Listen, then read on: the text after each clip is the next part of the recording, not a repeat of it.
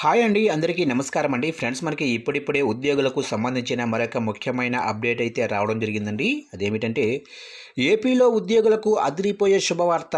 పీఆర్సీపై green signal, ప్రభుత్వం సంచలన ప్రకటన అంటూ ఇప్పుడిప్పుడే ఏపీలోనే ఉద్యోగులకు సంబంధించిన అప్డేట్ అయితే వచ్చిందండి.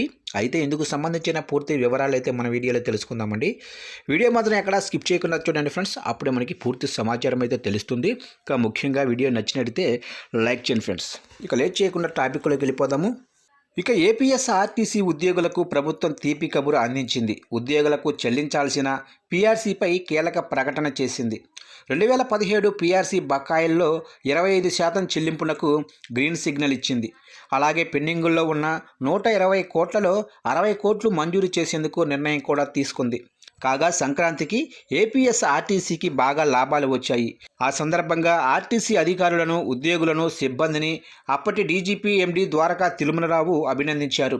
త్వరలో పెండింగ్ బకాయిలను కొంతమేర చెల్లిస్తామని కూడా హామీ ఇచ్చారు.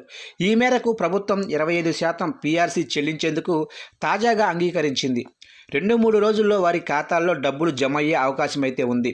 అలాగే మిగిలిన ఉద్యోగుల సమస్యలపై మంత్రులతో చర్చించిన సీఎం చంద్రబాబు అన్ని పెండింగ్ ఫైల్స్ను ఒక్కొక్కటిగా క్లియర్ చేస్తున్నట్లు తెలుస్తోంది.